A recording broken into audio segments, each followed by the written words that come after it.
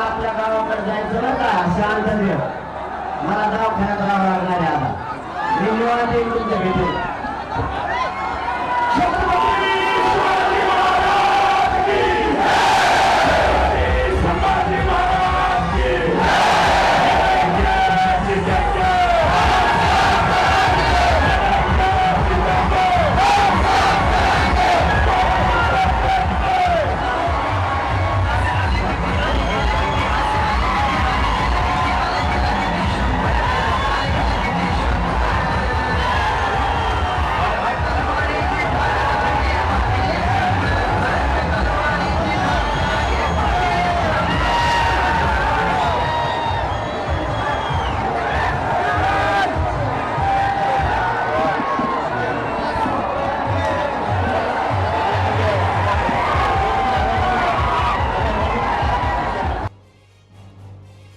गेले 5 दिवस तमाम महाराष्ट्राचं ज्या क्षणाकडे लक्ष लागलं होतं, ज्या दृश्याकडे लक्ष लागलं होतं, तीच ही दृश्य.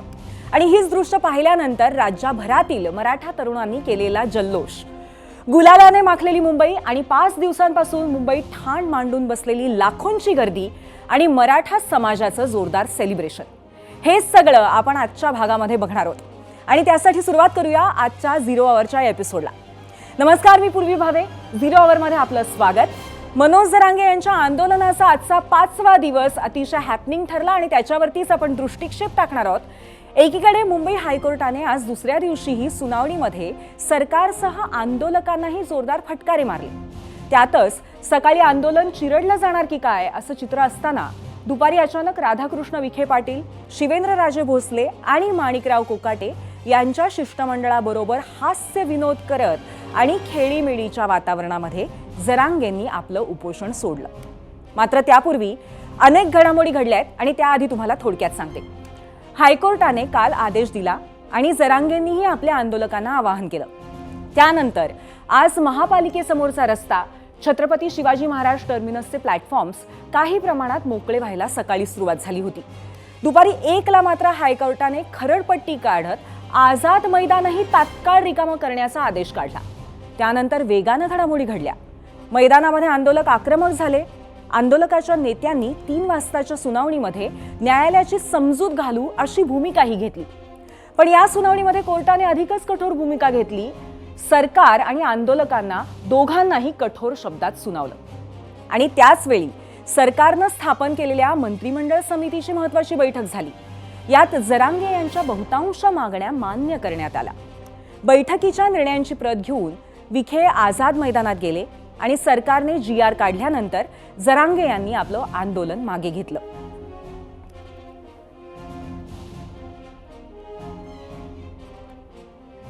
इकडे जरांगेंनी उपोषण सोडलं आणि राज्यामध्ये जल्लोष सुरू झाला, आतषबाजी झाली. ज्या छत्रपती शिवाजी महाराज टर्मिनसवर गेल्या 4 दिवसांमध्ये गर्दी पाहायला मिळत होती, ती आजही होती. मात्र आज आंदोलकांच्या चेहऱ्यावरती आनंदाश्रू होते. आंदोलक गुलालात माखले होते आणि आज त्यांचा ठेकाही वेगळाच दिसत होता, कारण त्यांचा नेता मनोज जरांगे पाटलांनी ज्या ज्या मागण्या सरकारसमोर ठेवल्या होत्या त्यातल्या बहुतांश मागण्या मान्य झाल्या होत्या. त्याची माहिती देण्यासाठी विखे, शिवेंद्रराजे भोसले आणि माणिकराव कोकाटे आझाद मैदानावरती गेले. त्यांनी जरांगे यांना निर्णयातील बारकावे बराच काळ समजावून सांगितले. जरांगे यांनी माईक हाती घेतला, एक एक मागणीवरती काय झालं हे सांगितलं आणि आपण जिंकल्याचंही जाहीर केलं. कोणत्या होत्या या मागण्या आणि त्यावर सरकारनं काय घोषणा केली आहे पाहूयात आणि त्यासाठी जाऊयात मीडिया सेंटरला. तर जरांगेंच्या मागण्या आणि त्याच्यावरती सरकारची भूमिका. जरांगेंच्या मागण्यांमध्ये मराठा कुणबी एकच असल्याचा GR काढा अशी प्रमुख मागणी होती.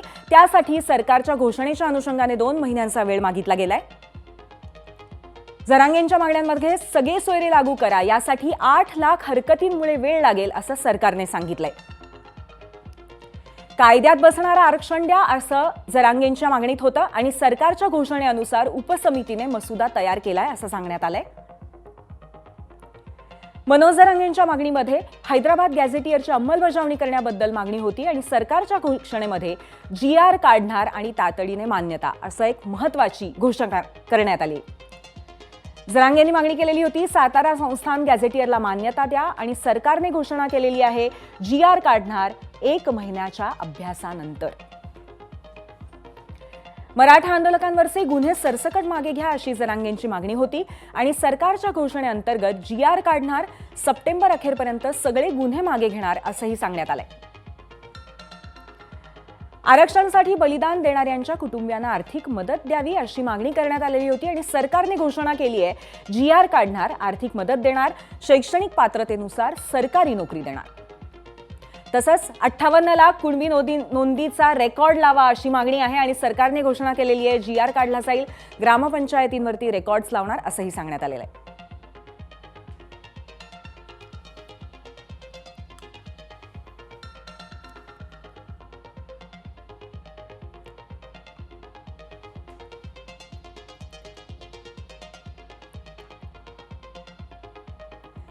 या मागण्या बघितल्यानंतर आपण आता थेट आझाद मैदानात जाऊया. तिथे आमचे प्रतिनिधी राजू सोनावणे आहेत आणि काल एकंदरीतच जी परिस्थिती होती, खचाखच मैदान भरलेलं होतं, त्यानंतर आत्ताची स्थिती काय आहे हे आपण त्यांच्याकडनं जाणून घेऊयात. राजू, काय परिस्थिती आहे सध्या आझाद मैदानावरती?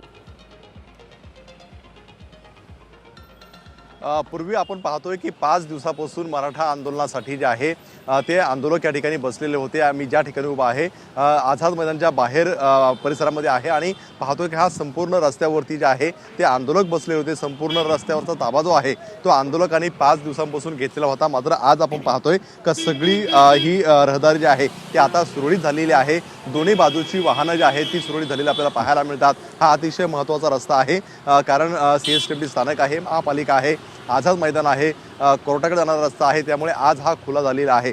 खरं तर आपण पाहतोय की आंदोलकांची मागणी होती, या मागणीवरती जे आहे ते आज निर्णय झालेला आहे, गुलाल उधळलेला आहे. त्यामुळे मराठा आंदोलकांसाठी एक प्रकारचं जे आहे ते आपण त्यांच्यासाठी ही दिवाळी जी आहे ती म्हणावी लागेल. कारण अनेक 8 मागण्या होत्या, 8 मागण्यांपैकी 6 मागण्या ज्या आहेत त्या मान्य झालेल्या आहेत. त्यामुळे आज गुलाल उधळत जे आहे ते आंदोलन मागे घेतलेलं आहे.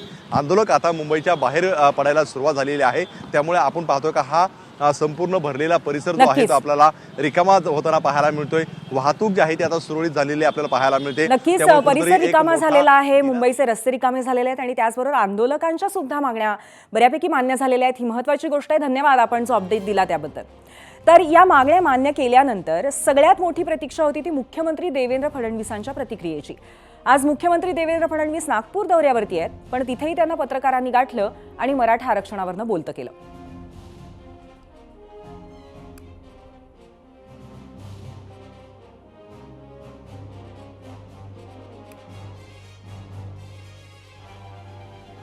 हैदराबाद गॅझेटियरमुळे अशा प्रकारची नोंदी शोधणं हे सोपं होणार आहे आणि त्यातनं फॅमिली ट्री एस्टॅब्लिश करून अशा प्रकारचं आरक्षण देता येणार आहे. म्हणजे एकीकडे ज्यांना अशा प्रकारचा पुरावा मिळेल त्या सगळ्यांना ते आरक्षण मिळेल आणि जी OBC समाजात भीती होती की सरसकट सगळे अशा प्रकारचं आरक्षण घेतील आणि ज्यांच्याकडे पुरावा नाही तेही आरक्षण घेतील आणि इतरही समाजाचे त्याच्यामध्ये घुसण्याचा प्रयत्न करतील, तर तशा प्रकारे आता या ठिकाणी होणार नाही. ज्यांचा खरा क्लेम आहे पण कागदपत्रांच्या अभावी त्यांना तो क्लेम मिळत नव्हता, अशा मराठा समाजाच्या लोकांना आता याचा फायदा मिळणार आहे. आरक्षण हे समूहाला नसतं, ते व्यक्तीला मिळत असतं आणि त्या व्यक्तीने ते क्लेम करायचं असतं आणि म्हणूनच अशा प्रकारे सरसकट करता येणार नाही, ते कायद्याच्या पातळीवर टिकणार नाही. आणि त्यांनी देखील काल ती भूमिका समजून घेतली, स्वीकारली आणि त्यांनी सांगितलं जर कायद्यात सरसकट बसत नसेल तर सरसकट करू नका. त्या संदर्भातल्या चर्चा मंत्रिमंडळ उपसमितीने केल्या, त्याचा GR तयार झाला, त्याच्यात काही बदल होते ते बदल आपण केले आणि तो GR देखील इश्यू झालेला आहे आणि त्यासोबत इतरही काही अनुषंगिक मागण्या होत्या, त्या सगळ्या मागण्या मंत्रिमंडळ उपसमितीने त्या ठिकाणी मान्य केल्या.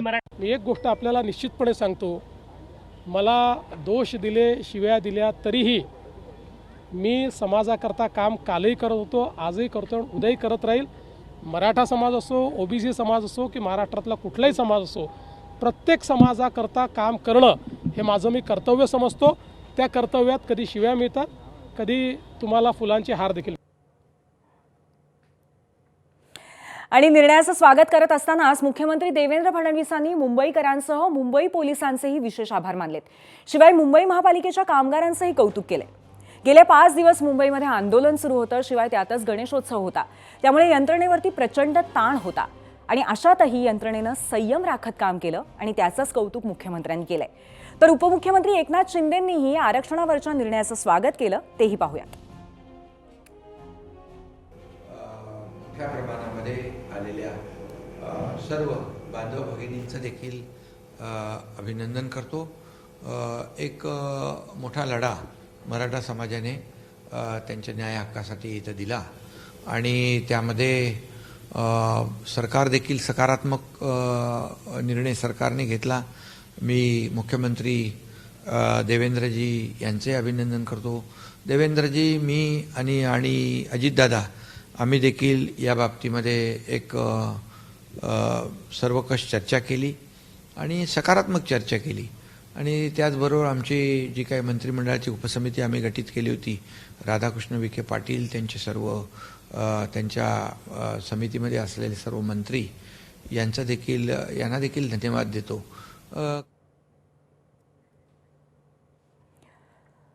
पण महायुती सरकारनं घेतलेल्या या निर्णयावरती राज्यातील ओबीसी नेत्यांकडनं मात्र कडाडून विरोध होताना दिसतोय. हरिभाऊ राठोड, प्रकाश शेंडगे, लक्ष्मण हाकेंपासून जालन्यातील ओबीसी नेते नवनाथ आबा वाघमारेंपर्यंत जवळपास सगळ्या नेत्यांनी आरक्षणावरच्या निर्णयाला विरोध केलाय आणि टीकाही केली.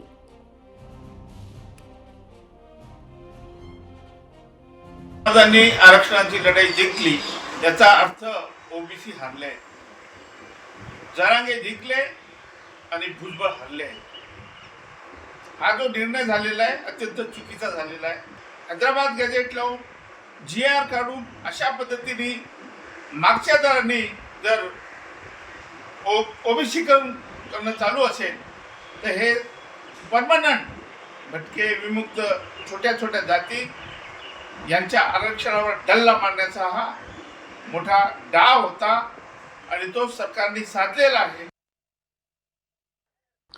GRच्या भाषेमध्ये, वर्डिंगमध्ये फरक काहीच नाही, पण त्यांनी जी उपाययोजना सुचवलेली आहे ती उपाययोजना महाराष्ट्रातल्या ओबीसीचं आरक्षण संपवणारी आहे. मुळात हा GR संविधान विरोधी आहे. मुळात हा GR अगोदरच्या उच्च न्यायालय, सर्वोच्च न्यायालयानं जे जजमेंट दिलेले आहेत त्या जजमेंटच्या विरोधातला आहे. हा GR काढण्याचा अधिकार शासनाला नाही. मुळात जी उपसमिती निर्माण केलेली होती त्या समितीनं तटस्थ राहून काही निर्णय घेण्याऐवजी बायस निर्णय घेतलेला आहे आणि मुळात ओबीसी आरक्षण अशा एक्झर्शनद्वारे मला वाटते संपुष्टात आलेलं आहे. तर ओबीसी नेत्यांचा रोष वाढल्याचं दिसतंय. मात्र असं असलं तरी पण मुख्यमंत्र्यांनी विश्वास व्यक्त केलाय. इतकंच नाही तर नागपुरामध्ये सुरू असलेलं ओबीसींचं आंदोलन मागे घ्यावं अशी विनंती केली आहे.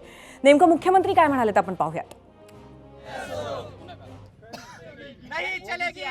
एक समज तयार झाला होता की त्यांचं आरक्षण काढून दुसऱ्या कोणाला तरी देण्याचा प्रयत्न होणार आहे, असं कुठेही झालेलं नाही. त्यामुळे मला असं वाटतं की आता ओबीसी समाजाने देखील या संदर्भात आता सगळी आंदोलनं ही परत घेतली पाहिजेत आणि मी त्यांनाही आश्वस्त करतो की जोपर्यंत हे सरकार आहे तोपर्यंत दोन समाजांना एकमेकासमोर आणणं, त्यांच्यात तिढा निर्माण करणं, एकाचं दुसऱ्याला, दुसऱ्याचं तिसऱ्याला करणं हे आम्ही कधीच करणार नाही. आमच्याकरता महाराष्ट्राची सामाजिक वीण, महाराष्ट्राचं सोशल फॅब्रिक हे अत्यंत महत्त्वाचं आहे.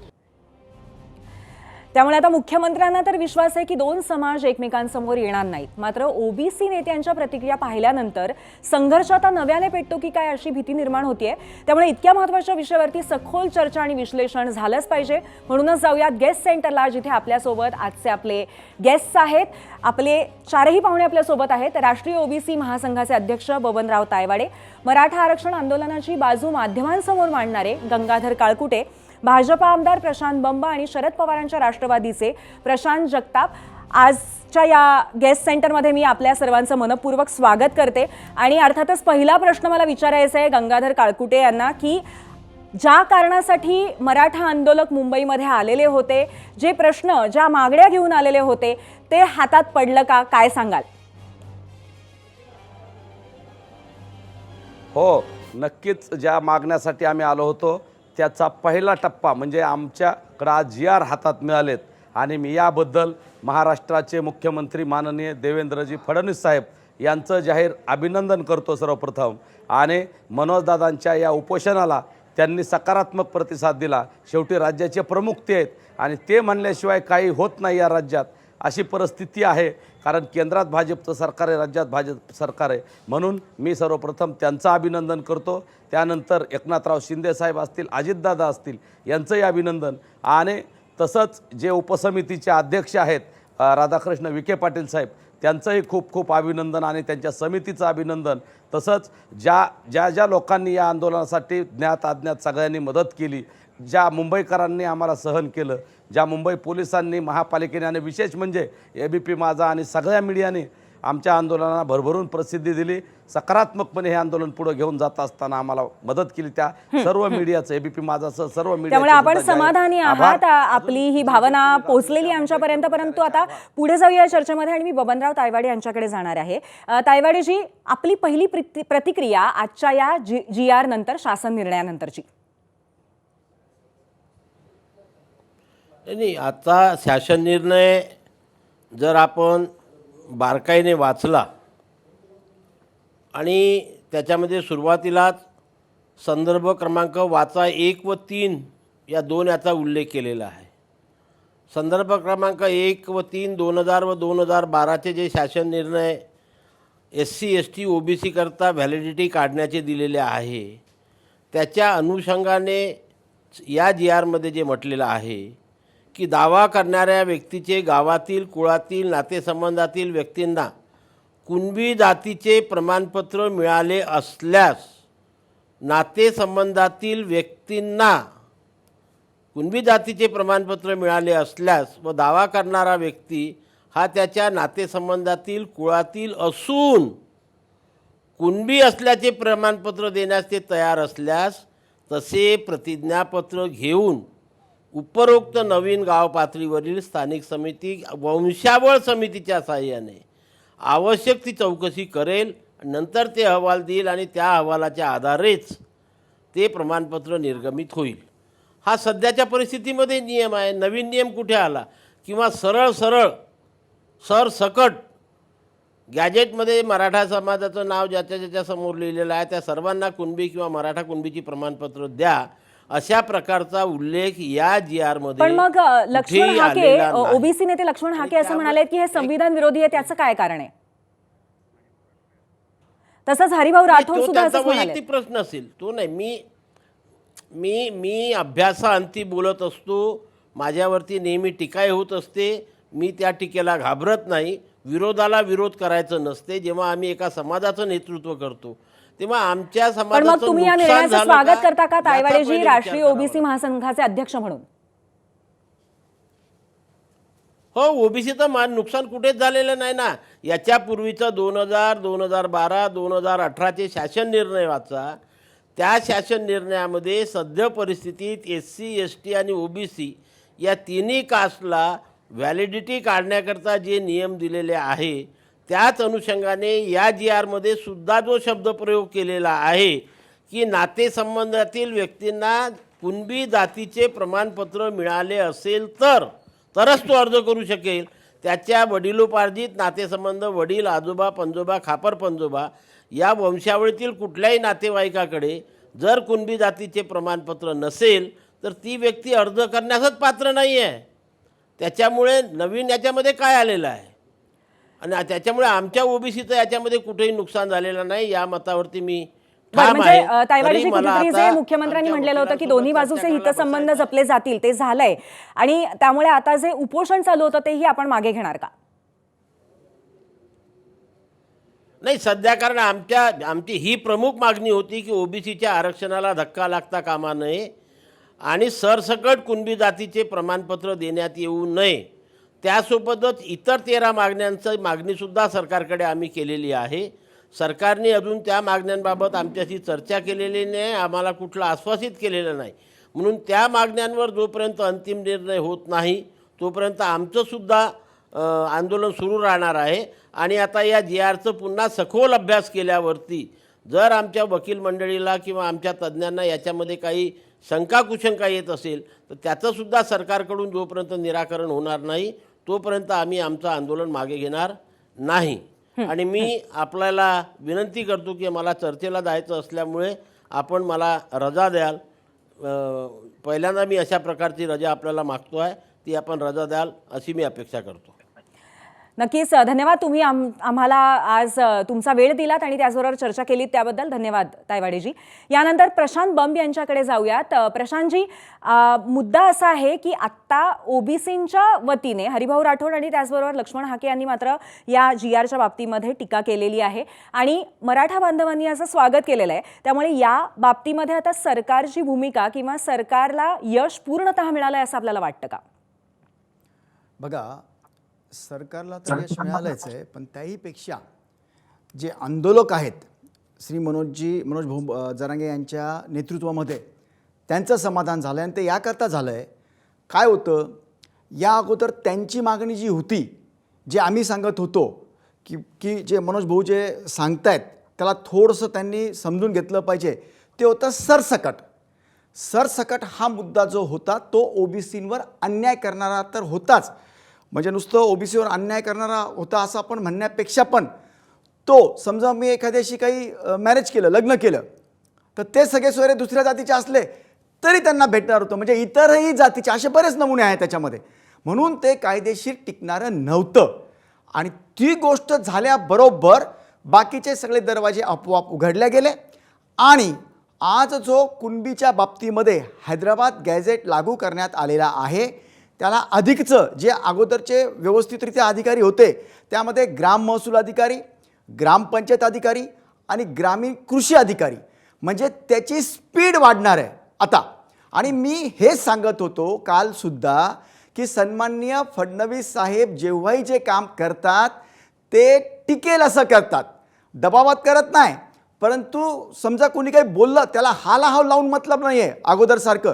जेव्हाही आरक्षण दिलं गेलं फडणवीस साहेबांच्या कार्यकाळामध्ये किंवा सन्माननीय एकनाथ शिंदे साहेबांच्या कार्यकाळामध्ये त्याचा समग्र अभ्यास होऊन, इतकंच नाही, त्यावेळेला तज्ज्ञ मंडळी, अभ्यासक, मराठा मोर्चेकरी सर्वांना बोलवण्यात आलं. आणि तुम्हाला माहिती असलं पाहिजे की आस्थागायत म्हणजे मला मागे जायचं नाही, परंतु कुणालाही जर मागास ठरवायचं असेल तर त्याला राज्य मागास आयोगाचाच रिपोर्ट कायदेशीररित्या योग्य धरला जातो. अगोदर रात्रीतनं याला टाकलं त्याला टाकलं असं अजिबात केलेलं नाही आहे. मराठा समाजाला आरक्षण देताना सगळ्या मायन्यूट गोष्टी मागास ठरवताना ज्या बिंदूवर कागदावर येत नव्हतं, ॲक्च्युअल मागास सामाजिक आणि शैक्षणिक होते, त्याचा संपूर्ण अभ्यास करून, त्याचा सर्वे करून, राज्य मागास आयोगाचं नेमणूक करून त्यांच्यामार्फत जे रिपोर्ट आले. आणि म्हणून जे SCBCचं आरक्षणसुद्धा आहे ते टिकणारच आरक्षण माननीय फडणवीस साहेबांच्या कार्यकाळामध्ये दिलं होतं आणि आत्ताही सन्माननीय एकनाथ शिंदे साहेबांच्या कार्यकाळामध्ये दिलेलं आहे. आम्हाला आनंद आहे. सर्वांचेच धन्यवाद. श्री मनोज भाऊ जरांगे साहेबांचेही धन्यवाद की त्यांनी तो जो त्यांचं जी म्हणजे मी काल बोलता काही बोलण्यामध्ये येतं आपण हट्ट म्हटलो होतो, त्याच्यामध्ये कुणाला वाईट वाटलं.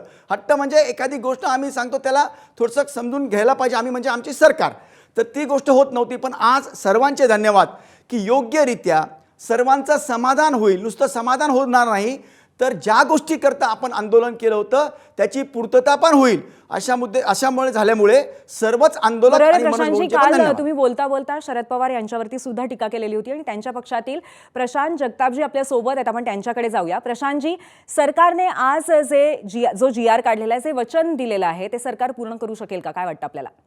मुळात आज जो काही निर्णय झाला त्याचं मी स्वागत करतो. तथा श्री मनोजजी जरांगे पाटील यांचं या त्यांच्या लढ्याकरता मनापासून अभिनंदन सुद्धा करतो.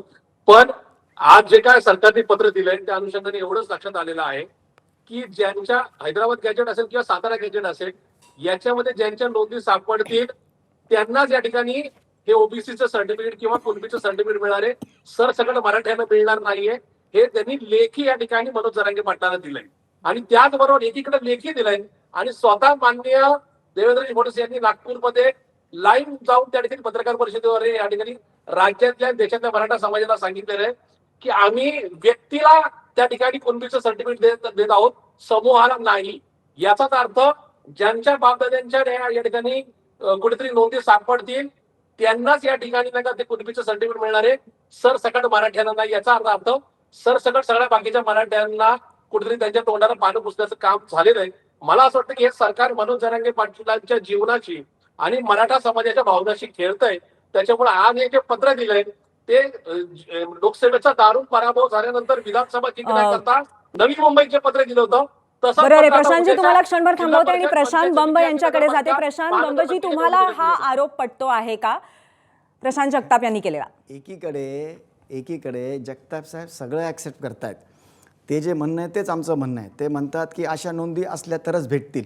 अरे बाबा, कायद्याच्या कचाट्यामध्ये करताना समजा आता एखादी गोष्ट आपण प्रेशरमध्ये करून टाकली, सरसकट देऊन टाकलं, ते ताबडतोब स्टे झाल्यावर काय म्हणणार? पुन्हा आंदोलक चिडून काय म्हणणार की तुम्हाला कळत नव्हतं का, तुम्हाला ही गोष्ट मान्य होती का नाही? म्हणून जे भेटणार, आणि मनोज भाऊंचं आणि आंदोलकांचं तेच म्हणणं होतं की हैदराबाद गॅझेट लागू करा. त्याच्यामध्ये फक्त सरसकट हे कायदेशीर बसणारं नव्हतं. त्यामुळे आता ते जे बोलू लागले लोकसभा आणि ते काय गोष्ट, ती आता त्यांना बोलणं क्रमप्राप्त आहे. मी मागच्या गोष्टीत जात नाही. आज आनंदाचा दिवस आहे. सर्व गोष्ट व्यवस्थित झालेली आहे, ती सुद्धा जगताप साहेबांनी मान्य केलेली आहे, म्हणून त्यांचेही धन्यवाद. गंगाधरजी, हाच मुद्दा घेऊन तुमच्याकडे येते. आता प्रशांत जगताप आणि प्रशांत बंब यांनी दोन वेगळ्या मुद्दे इथे मांडलेले आहेत, परस्पर विरोधी असे. यामधला कुठला मुद्दा आपल्याला पटतोय? आपलं मत काय याबद्दल? नाही, मी दोघांच्याही बाबतीत जास्त खोलात जाणार नाही. परंतु आज जे सरकारने आम्हाला दिलंय त्याच्यावर पुढच्या काळात तर आता उद्यापासून इम्प्लिमेंटेशन होणारच आहे. आणि जरी सरसकट शब्द नसला तरी मला वाटतं की आमच्या प्रत्येकाच्या कुठं ना कुठं नोंदी आहेत. त्याच्यामुळं सगळ्याच मराठ्याला हे आरक्षण मिळणार आहे. जरी जगताप साहेब सांगत असले तरी आम्हाला आता आम्ही सकारात्मक आहेत. आम्हाला सरकार फसवणार नाही एवढ्या सगळ्या लोकांदेखत शब्द दिला आहे. आणि नक्की सगळ्या मराठ्याला आरक्षण मिळणार आहे. जे ओबीसीत यायचे राहिलेत, ज्यांचे प्रमाणपत्र राहिलेत, त्या प्रत्येक मराठ्याला यामुळं प्रमाणपत्र मिळेल असं आम्हाला सरकारनं शब्द दिला आहे आणि आम्ही त्यावर विश्वास ठेवला आहे.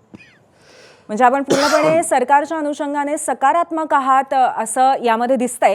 आता आपण एक काम करूया, या सगळ्यामध्ये कायद्याच्या सुद्धा महत्त्वाच्या खाचाखोचा आहे, तेव्हा आपण जरा कायदेतज्ञांचंही मत या अनुषंगाने जाणून घेऊया. त्यासाठी आपल्यासोबत आहेत सर्वोच्च न्यायालयातील ज्येष्ठ वकील सिद्धार्थ शिंदे. सिद्धार्थजी, मुख्यमंत्री म्हणतायत की आम्ही घेतलेला निर्णय कोर्टात टिकेल, खरंच निर्णयाला कोर्टामध्ये चॅलेंज केलं जाऊ शकणार नाही, अशी आज नंतर परिस्थिती असेल का? आजचा जो GR आहे तो प्रदर्शित जो झालेला आहे तो हैदराबाद गॅझेटियरच्या इम्प्लिमेंटेशन संबंधी आहे. तर त्याच्यात ह्या GR मध्ये काय दिलंय की हैदराबाद गॅझेटियरचं इम्प्लिमेंटेशन कसं होईल त्याची कार्यपद्धती जी आहे ती या GR मध्ये दिली गेलेली आहे. तर ह्याच्यात 3 प्रमाणपत्र दिले जातील ह्या GR प्रमाणे. एक तर कुणबी प्रमाणपत्र, मराठा कुणबी प्रमाणपत्र आणि कुणबी मराठा प्रमाणपत्र. तर ह्या GR मध्ये सांगितलं गेलेलं आहे की एक गाव पातळीवर त्रिसदस्यीय समिती असेल, त्याच्या समोर तुम्हाला तुमचे डॉक्युमेंट्स सादर करायचे आहेत आणि मग ती समिती निर्णय घेईल आणि मग ते प्रमाणपत्र दिलं जाईल. इंडिव्हिज्युअल केस टू केस बेसिसवर हे प्रमाणपत्र. हा GR हैदराबाद गॅझेटियरचा मराठवाड्यातल्या 5 जिल्ह्यांपुरताच आहे.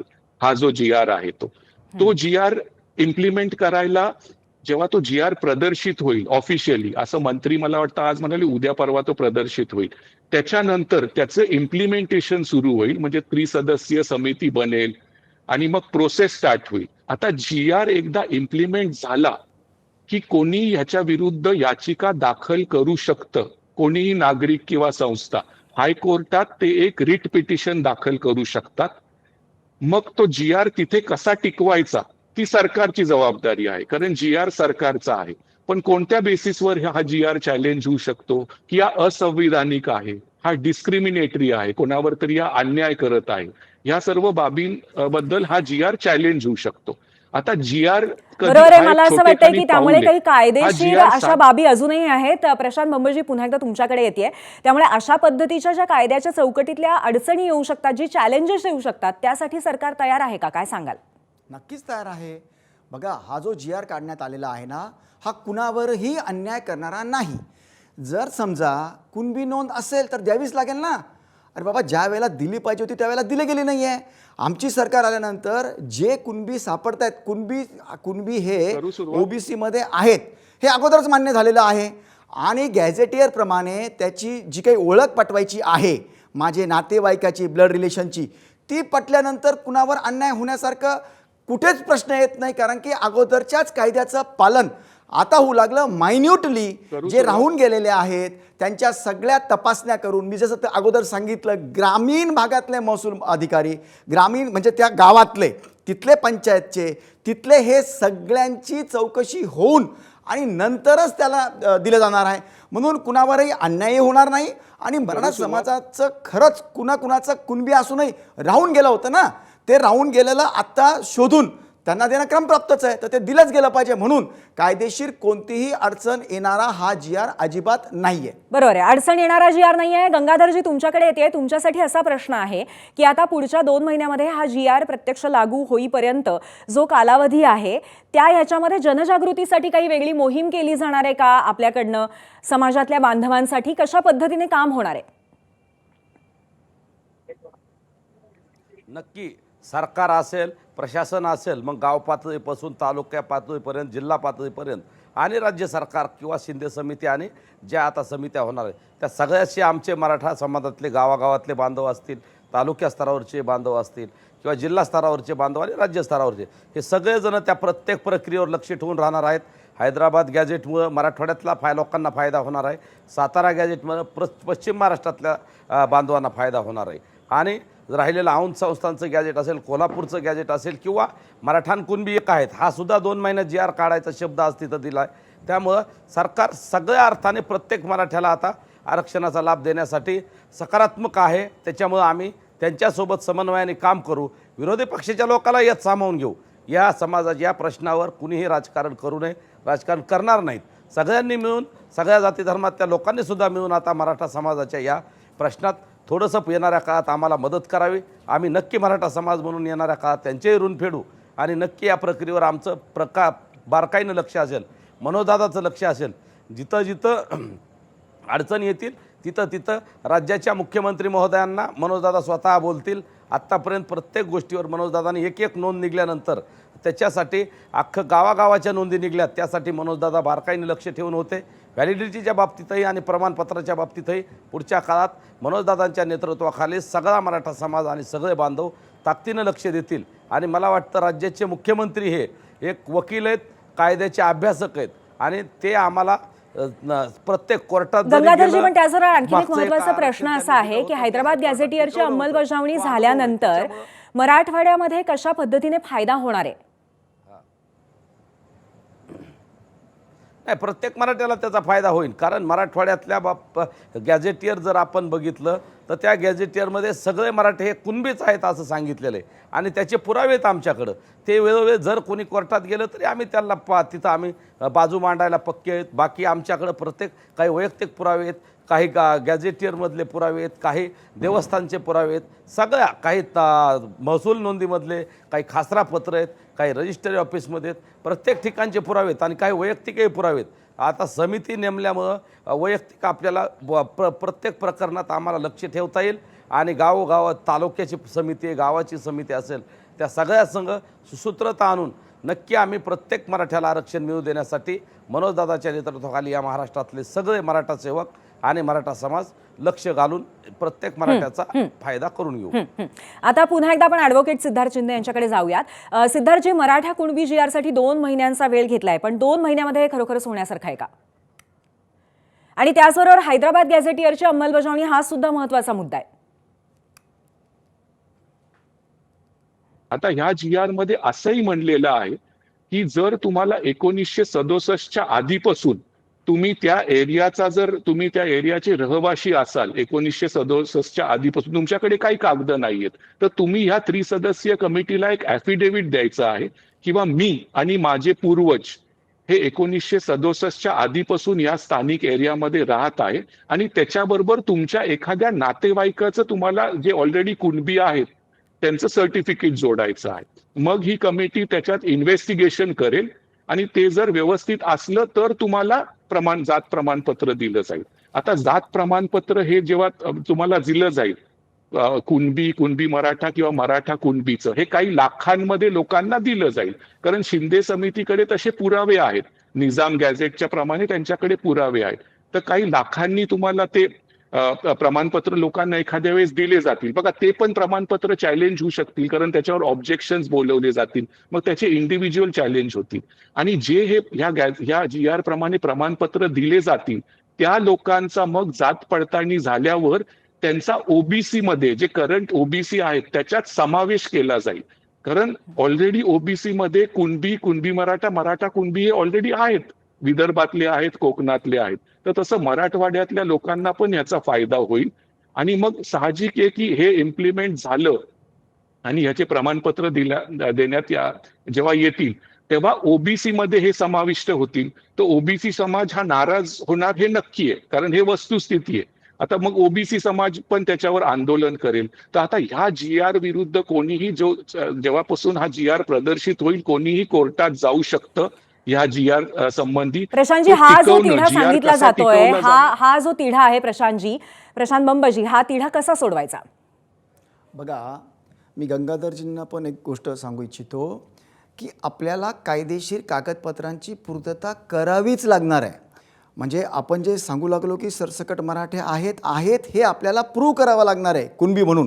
काय होतं, आज आपण बोलूया, पुन्हा 6 महिने 12 महिन्यांनी ज्यांना भेटलं नाही तर त्याचं कारण इतकंच असणार आहे की कायदेशीररित्या जे काही सांगितलेलं आहे, समजा माझे खापर पंजोबा कुणबी असतील. प्रशांत जगतापजी, आपली प्रतिक्रिया यावर. एक मिनिट मला बोलू द्या, एक मिनिट मला बोलू द्या. जर समजा आपल्या खापर पंजोबा असतील तर त्यांच्या खालच्या ब्लड रिलेशन मध्ये घेतल्यावर आपल्याला पण भेटणार आहे, शेवटी आपल्याला पण भेटणार आहे. तर दिला जाणारे समूहाला नाही. मग आमचं म्हणणं तेच आहे, या सरकारकडे 250 आमदारांचं संख्याबळ आहे. यांची नियत साफ असेल तर यांनी एकदा सगळ्या मराठा समाज बांधवाला जी काय आरक्षणाची मागणी ती पूर्ण करावी. आणि नुसतं मराठाच नाही, धनगर असतील, लिंगायत असेल, यांची मागणी पूर्ण करावी. आणि बंबजी, यावरती आपलं काय म्हणणं आहे? प्रशांत बंबजी, सामाजिक एकोपा जो बिघडतोय तो दुरुस्त करायची आमची विनंती. यावर आपण उत्तर ऐकूया प्रशांत बंब यांचं. बघा, आता प्रशांत भाऊ जगताप जे सांगतायत ना, तुम्ही सांगा बरं की सरसकट मराठा समाजाला ओबीसी टाकायचं आहे का? सांगा बरं. नाही, मुळात मी काय सांगतोय तुम्हाला, मी ओबीसी आणि कुणबी किंवा मराठा याच्यावर मी बोललोच नाही. मी परत एकदा सांगतो, स्वर्गीय अण्णासाहेब पाटलांपासून माननीय मनोजी जरांगे पाटलांपर्यंत ज्या आंदोलनकर्त्यांनी या ठिकाणी या आरक्षणाची मागणी केली ती सरसकट मराठा आरक्षणाच्या संदर्भातली आहे. आता आपण जो पोरखेळ करतोय अगदी चुकीचं बोलताय तुम्ही. एक मिनिट ऐका ना, हैदराबाद गॅजेट किंवा Satara gazette, Aundh gazette, Kolhapur gazette, माझं म्हणणंच असं आहे की हा परत एकदा पुढच्या 2 महिन्यांनी स्थानिक स्वराज्य संस्थांच्या निवडणुका संपल्या तर पुढे 3.5-4 वर्ष निवडणूक आहेत, तोपर्यंत पुन्हा प्रशांत बंबजी, आपलं उत्तर याच्यावर. आंदोलनाचा खेळ बघा, यांना आता मी सुस्पष्ट बोलतो, मला त्या राजकारणात मागे जायचं नव्हतं. आज आनंदाचा दिवस आहे. यांना समाजामध्ये तेढ माननीय शरद पवार साहेबांनी आज मला बोलू द्या, आता मी तुमच्यामध्ये बोललो नाही, आता मला बोलू द्या. सन्माननीय शरद पवार साहेबांनी त्यांच्या संपूर्ण कार्यकाळात 55 ते 60 वर्षाच्या राजकीय कार्यकाळामध्ये न्याय तर कधी दिलाच नाही.